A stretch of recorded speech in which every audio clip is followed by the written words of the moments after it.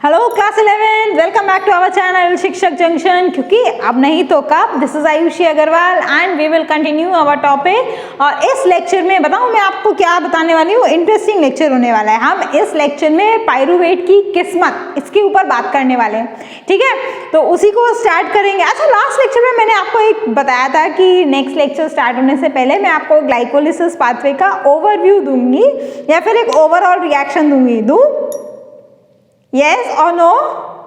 I think बहुत सारे बच्चे यस ही बोल रहे होंगे, क्योंकि मुझे पता है आप लोगों ने नहीं लिखी होगी। आधे से ज़्यादा ने, जिन्होंने लिख ली बहुत अच्छी बात है, चेक कर लो। जिन्होंने नहीं लिखी है लिख लीजिए, क्योंकि इसकी ज़रूरत आपको पड़ती रहेगी, ठीक है। तो देखो क्या क्या जाने गया था हमारा ग्लाइकोलिसिस में।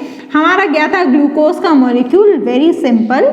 उसके देखो सीरियल वाइज जाओ। एक्चुअली में मैं ये नेट रिएक्शन लिख रही हूँ पूरी की पूरी, मतलब जो हमारी एटीपी और एडीपी कंज्यूम और फॉर्म हुए तो उसके हिसाब से नहीं लिख रही। I am just writing the net reaction.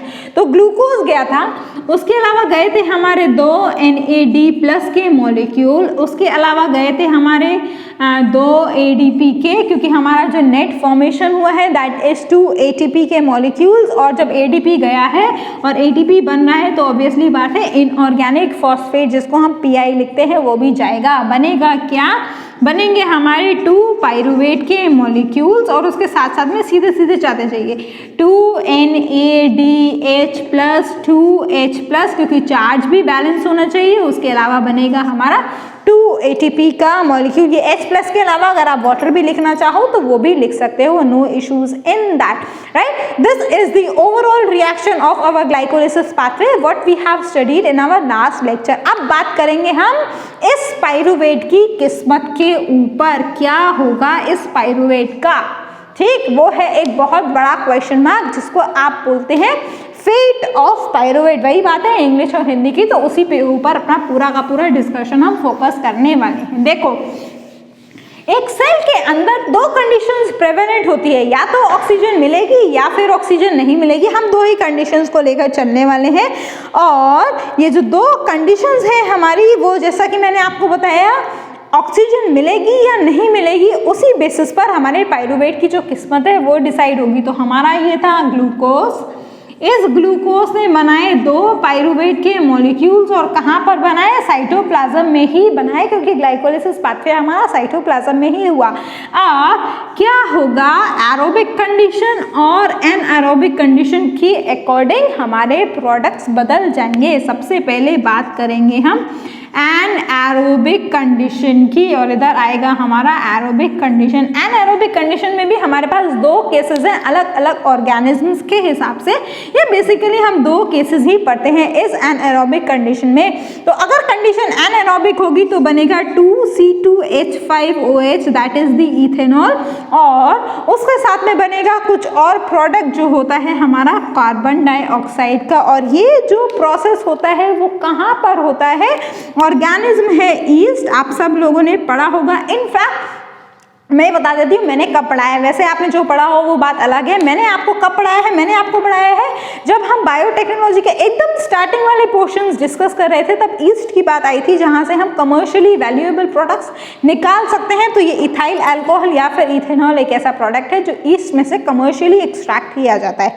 याद आ गया होगा? नहीं याद आया तो इसका मतलब आपने लेक्चर्स अच्छे से विजिट नहीं किए। उसको याद करते रहा करिए, क्योंकि पुराने लेक्चर से कॉन्सेप्ट्स अब रिलेट होने लगेंगे और आपको ध्यान में होना चाहिए। यहाँ पर जो दूसरा प्रोडक्ट बनता है वो बनता है 2 लैक्टेट के मॉलिक्यूल्स। और ये जो प्रोसेस होता है वो कहाँ पर होता है? मसल्स के अंदर होता है। कौन सी कंडीशंस में? हाइपोक्सिक कंडीशन में या फिर एनएरोबिक कंडीशन में, दोनों ही लिख सकते हो। हाइपोक्सिक का मतलब है ऑक्सीजन जो है वो कम अमाउंट में प्रेजेंट है उस सेल के लिए। कहाँ पर होता है ये? Fermentation that takes place in case of muscles. आप सब लोगों ने क्लास 10 में अच्छे से पढ़ा है डिटेल में कि ये जब हम बहुत ज़्यादा विगरस एक्सरसाइज कर लेते हैं, नया नया जब एक्सरसाइज स्टार्ट करते हैं, तो हमारे हाथों में पैरों में बहुत ज़्यादा दर्द होता है। इनफैक्ट उस टाइम के लिए बहुत टाइम बाद आप बहुत लंबे टाइम के लिए चल रहे हो तो भी आपके पैर भर जाते हैं, ऐसा बोला जाता है।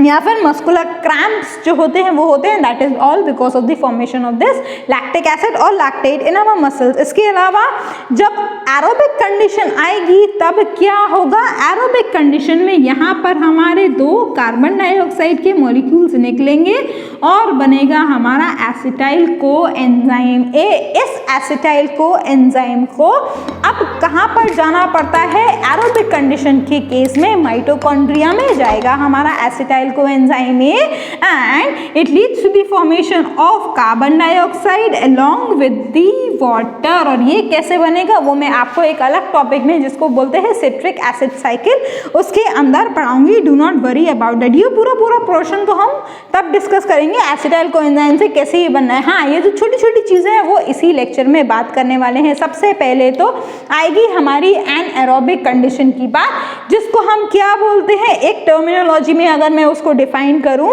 तो हम उसको बोलते हैं फर्मेंटेशन। ठीक, सबसे पहले पढ़ने से पहले क्यों पढ़ेंगे फर्मेंटेशन ये बताओ। इतनी भारी टर्मिनोलॉजी पढ़ क्यों रहे हैं, या फिर उससे हमें इतना वैल्यूएबल प्रोडक्ट मिलने वाला है, स्पेशली ईस्ट के केस में और मसल्स में भी क्रैम्प्स होते हैं, तो ये जो फर्मेंटेशन का प्रोसेस है वो क्यों होता है। क्यों तो इसलिए होता है क्योंकि अभी अभी आपने देखा कि हमारी जो NADH है जिसकी प्रेजेंस चाहिए ही चाहिए ग्लाइकोलिसिस में। अब फिर से वही बात, ग्लाइकोलिसिस अगर अच्छे से नहीं समझोगे तो ये वाला लेक्चर भी ऑटोमेटिकली समझ में नहीं आएगा, क्योंकि अभी हम डिस्कस करके आ रहे हैं ग्लाइकोलिसिस में हमें क्या चाहिए, NADH। अब अगर एरोबिक कंडीशन है तब तो एसिटाइल कोएंजाइम से जब हमारी ऑक्सीजन यूज करके ETC यानी कि इलेक्ट्रॉन ट्रांसपोर्ट चेन में हमारा प्रोसेस जाता है तब NADH खुद जनरेट हो जाते हैं, कोई प्रॉब्लम नहीं है। लेकिन तब सेल क्या करेगा, अगर उसके पास ऑक्सीजन की रिक्वायरमेंट या फिर ऑक्सीजन की जो डिमांड है वो सप्लाई नहीं हो रही, तभी तो एनारोबिक कंडीशन में जा रहा है। तो एनारोबिक कंडीशन में भी उसको क्या चाहिए, NADH तो चाहिए ही चाहिए। इस NADH को जनरेट करने का ऑक्सीजन की प्रेजेंस में तो अच्छा खासा तरीका स्टैब्लिश्ड है माइटोकॉन्ड्रिया के अंदर, लेकिन अगर ऑक्सीजन नहीं है तो माइटोकॉन्ड्रिया का कोई भी रोल नहीं होगा। तो NADH कहाँ से जनरेट करेगा, इसी फर्मेंटेशन के प्रोसेस से ही जनरेट करेगा। NADH होना जरूरी है, अदरवाइज ग्लाइकोलिसिस नहीं होगा। ग्लाइकोलिसिस बेस है जो पाइरुवेट को बनाता है। पाइरुवेट के मॉलिक्यूल की अपनी अलग किस्मत on the basis of the presence और एब्सेंस ऑफ द ऑक्सीजन। तो इसी NADH को जनरेट करने के लिए what we have is this fermentation process, right. अब NADH में फर्मेंटेशन कैसे, मतलब फर्मेंटेशन के थ्रू NADH कैसे जनरेट होगा, तो देखो 2 प्रोसेस हमने देखे, एक तो इथेनॉल का जनरेशन और एक है लैक्टेट का जनरेशन। डिटेल स्टेप अब देखो क्या है। पहला वाला जो हमारा लैक्टेट का था, पाइरुवेट हमारा किस में कन्वर्ट हो रहा है, लैक्टिक एसिड में या फिर लैक्टेट में। एक ही बात है, एक आयन है, एक हमने उसको H आयन हाइड्राइड आयन अपना लगा दिया तो हमने लिखा लैक्टेट। रिवर्सिबल नहीं, इरिवर्सिबल नहीं, रिवर्सिबल रिएक्शन है ये। अब यहाँ पर आएंगी एंजाइम्स की प्रेजेंस और हमारा जनरेशन। जो एंजाइम है दैट इज लैक्टेट डीहाइड्रोजिनेज। अब देखो डीहाइड्रोजिनेज आ गया, इसका मतलब हाइड्रोजन आयन का इन्वॉल्वमेंट आ रहा है। कैसे आएगा, ऐसे आएगा, NADH प्लस H प्लस क्या बनेगा, NAD प्लस। इस तरीके से हमारा NAD प्लस का जनरेशन और हमारी सेल की फुलफिलमेंट हो गई ग्लाइकोलिसिस प्रोसेस के लिए। ये जो लैक्टेट है वो अल्टीमेटली लिवर में जाकर वापस से ग्लूकोज में कन्वर्ट हो जाएगा। उसके लिए सेल के पास एक अपना अलग सिस्टम स्टैब्लिश्ड है। ये लैक्टिक एसिड जाएगा हमारी, इसीलिए थोड़े टाइम के बाद आपके जो मस्कुलर क्रैम्प्स हैं वो ठीक भी हो जाते हैं, स्पेशली मसाज के थ्रू, क्योंकि लैक्टिक एसिड लिवर को भेजा जाता है और लिवर उसको वापस से ग्लूकोज में कन्वर्ट कर देता है, जो कि हमारी बॉडी के लिए चाहिए as a fuel, right. So this is how one of the fermentation process is established. अब आती है दूसरे प्रोसेस की बात, जिसको हमने बोला है ये इथाइल अल्कोहल या फिर इथेनॉल। तो वो थोड़ी कॉम्प्लेक्स रिएक्शन है या फिर 2 स्टेप रिएक्शन है। कैसे लिखेंगे उसको, ऐसे देखो, इसको भी रबी कर देती हूँ मैं, अदरवाइज रिएक्शन जो है वो पूरी एक ही स्ट्रेच में बोर्ड पर नहीं आ पाएगी। तो सबसे पहले तो है हमारा pyruvate. Before getting formed or before getting the formation of ethanol or ethyl alcohol, what is actually formed it is the acetaldehyde.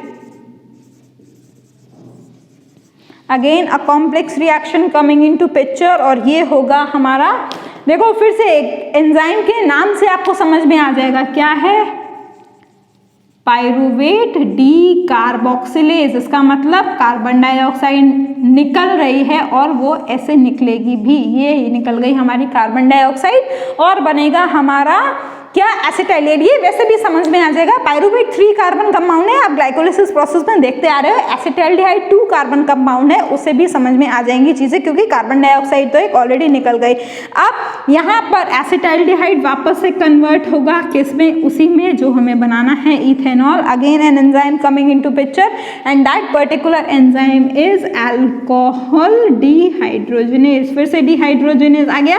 ये डिहाइड्रोजनेज तो वैसे भी आना ही है, क्योंकि हमारा NAD+ का फॉर्मेशन हो रहा है और सिमिलरली उसी प्रोसेस से होगा। देखो NADH+H+ और यहाँ पे होगा NAD+। ये हो गया हमारा दूसरा फर्मेंटेशन का प्रोडक्ट। ये प्रोसेस स्पेशली ईस्ट में होता है, जहाँ से हम इसको एक्सट्रैक्ट भी कर पाते हैं। फर्मेंटेशन के थ्रू भी हमारे 2 ही ATP के मॉलिक्यूल्स मिलेंगे, ज़्यादा एनर्जी फॉर्म नहीं होती एनारोबिक रेस्पिरेशन में, ये एनारोबिक प्रोसेस के थ्रू। उसके लिए एक अलग क्राइटेरिया है जिसको हम बोलते हैं एरोबिक ब्रेकडाउन या फिर एरोबिक फेट ऑफ पाइरूवेट। अब उसको भी देखो, हाँ वो प्रोसेस थोड़ा सा कॉम्प्लिकेटेड है और आपको समझना भी ज़रूरी है, क्योंकि वो प्रोसेस अगेन कहाँ पर जाके लिंक करेगा, सिट्रिक एसिड साइकिल में जाकर आपको लिंक करना पड़ेगा उस पर्टिकुलर प्रोसेस से, क्योंकि जो हमें मिल रहा था अभी अभी आपने देखा फ्लो चार्ट के थ्रू, हमें एसिटाइल कोएंजाइम में मिलने वाला है, और वही एसिटाइल कोएंजाइम में ग्लाइकोलिसिस, मतलब जो पुराना वाला लेक्चर है वो, और जो नेक्स्ट लेक्चर आने वाला है वो, that is the citric acid cycle, उन दोनों के बीच में एक इंपॉर्टेंट लिंक बनाएगा।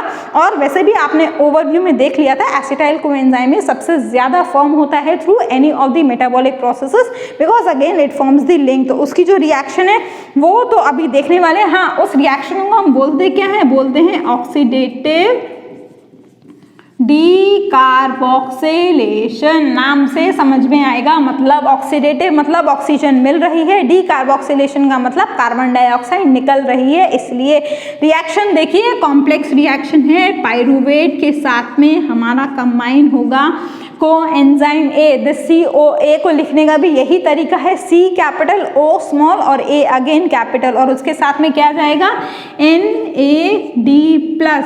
रिएक्शन होगी और बनेगा हमारा क्या, एसिटाइल कोएंजाइम A,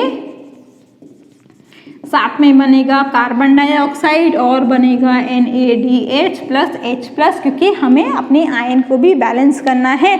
जो रिएक्शन है वो एक कॉम्प्लेक्स रिएक्शन, ये रिएक्शन जो कैटलाइज हो रही है वो कॉम्प्लेक्स एंजाइम से कैटलाइज हो रही है, उसको हम लिखते हैं PDH complex, pyruvate dehydrogenase complex. ये है उसका नाम पर्टिकुलर एंजाइम का। एंजाइम को काम पर लगाने के लिए बहुत सारे कोफैक्टर्स, या फिर देखो फिर से एंजाइम वाली चैप्टर से लिंक हुआ हमारा, इस एंजाइम की फंक्शनिंग के लिए बहुत सारे कोफैक्टर्स और बहुत सारे एंजाइम्स काम करेंगे। इनफैक्ट ग्लाइकोलिसिस में भी ये पॉइंट छूट गया, जो हेक्सोकाइनेज आपने फर्स्ट स्टेप में पढ़ी थी, उसकी एक्टिविटी के लिए भी मैग्नीशियम की एक्टिविटी इंपॉर्टेंट है, जैसा कि हमने अपने एंजाइम वाले चैप्टर में डिस्कस किया है। तो यहाँ पर ऐसे कौन कौन से कोएंजाइम्स हैं या कोफैक्टर्स हैं जो काम पर लगेंगे इस पर्टिकुलर एंजाइम की फंक्शनिंग को करवाने के लिए, बहुत सारे लगेंगे, जैसे कि है TPP थायामीन पायरोफॉस्फेट। ये थायामीन वही विटामिन B1 है जिसकी डेफिशिएंसी से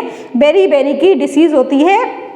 इस पर्टिकुलर लेक्चर का फैक्ट, अगर बॉडी के अंदर विटामिन B1 की डेफिशिएंसी हो जाए तो अल्टीमेटली पूरा प्रोसेस गड़बड़ा जाएगा, क्योंकि इस एंजाइम की फंक्शनिंग के लिए थायामीन पायरोफॉस्फेट चाहिए। ये थायामीन पायरोफॉस्फेट विटामिन B1 है और ये particular enzyme acetyl coenzyme A बना रही है। यही acetyl coenzyme A citric acid cycle में जाकर कार्बन डाइऑक्साइड और वाटर बनाएगी और साथ में बनाएगी ATP के भरपूर मॉलिक्यूल्स। ठीक, पूरा प्रोसेस जब हम सिट्रिक एसिड साइकिल समझ लेंगे तब आपको समझ में आएगा। हाँ, ये बात आपको अभी अच्छे से समझ में आ जानी चाहिए। इसके अलावा कुछ और कोएंजाइम्स FAD, NAD, FAD और NAD की full form फ्लैविन, adenine dinucleotide, nicotinamide, adenine dinucleotide, जो फुल फॉर्म्स हैं आपको अभी याद होनी चाहिए, बाद में हालांकि शॉर्ट फॉर्म्स ही चलती हैं हर जगह, बट हाँ एक बार के लिए आपको याद होनी चाहिए। इसके अलावा है हमारा लिपोअमाइड, ये भी हैं कुछ क्या कोएंजाइम या फिर प्रोस्थेटिक ग्रुप्स। क्या होते हैं? लेक्चर्स पढ़े हुए हैं चैनल पर, आपको देख लेना है इस पर्टिकुलर लेक्चर के लिए, ठीक। अब ये जो एंजाइम, अब देखो एक और बात यहाँ पर ध्यान में क्या रखनी है, ये जो हमारी रिएक्शन है दैट इज इरिवर्सिबल रिएक्शन, क्योंकि रिवर्स नहीं की जा सकती। सेल में एक बार एसिटाइल कोएंजाइम में बन गया तो बन गया, अब वो सीधे माइटोकॉन्ड्रिया के अंदर ही जाएगा for the further processing. This is all about this particular lecture, जिसमें हमने डिस्कस किया कि पायरुवेट की किस्मत क्या है, किसके बेसिस पर ऑक्सीजन अवेलेबल है कि नहीं है और क्या क्या प्रोडक्ट्स बनेंगे, राइट। आई होप कि क्लियर हो गया होगा। अगर क्लियर नहीं हुआ है तो I am also providing you with the study material, but for that you have to contact me obviously. कोई डाउट है तो उसके लिए भी कॉन्टैक्ट कर सकते हैं। आप ही के सिलेबस का एक इम्पॉर्टेंट लेक्चर जो जेनेटिक्स है, बहुत सारे बच्चों ने जिसको बोला है मेरे को करने के लिए स्टार्ट, वो ऑलरेडी चैनल पर स्टार्ट हो चुका है। You have to join the membership program for that particular thing.